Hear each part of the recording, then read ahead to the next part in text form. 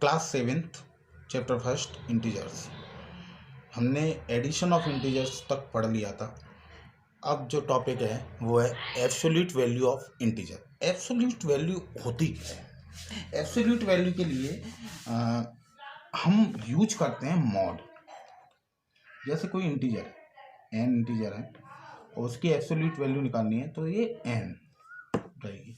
अगर ये minus N होता तो मॉड का मतलब होता है कि वैल्यू पॉजिटिव होनी चाहिए हमेशा, तो इसकी भी वैल्यू एन आती है।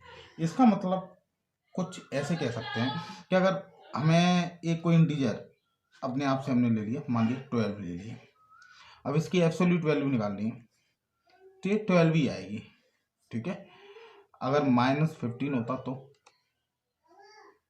तो इसकी वैल्यू होती 15। ये जो दो वार के बीच में जो का साइन है ना, इसको हम मॉड बोलते हैं। इसका मतलब होता है पॉजिटिव वैल्यू, इसके अंदर जो भी वैल्यू होगी वो पॉजिटिव होगी।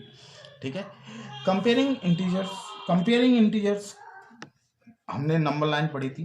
तो नंबर लाइन में अगर ये मान लीजिए 0 है और इधर कोई इंटीजर है, मान लीजिए एक इंटीजर हमने m मान लिया और इधर कोई इंटीजर है n मान लिया, तो इसका मतलब हो गया कि m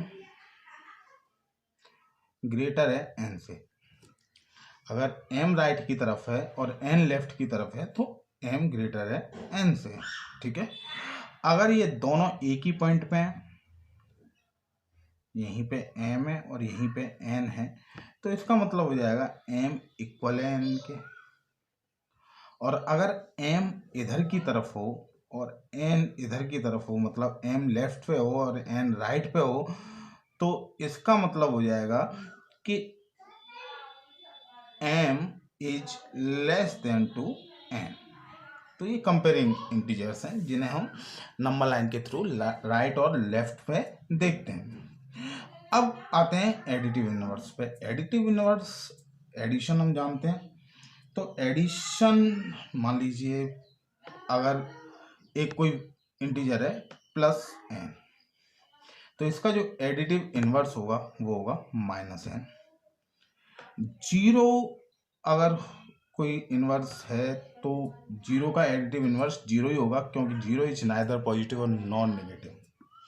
ठीक है, अगर कोई -n होता इंटीजर तो उसका एडिटिव इनवर्स हो जाता +n। फॉर एग्जाम्पल, अगर हमसे पूछा जाए कि -125 का एडिटिव इनवर्स निकालो, तो सिंपल 125।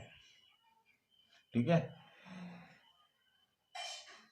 126 का एडिटिव इनवर्स निकालो तो -126।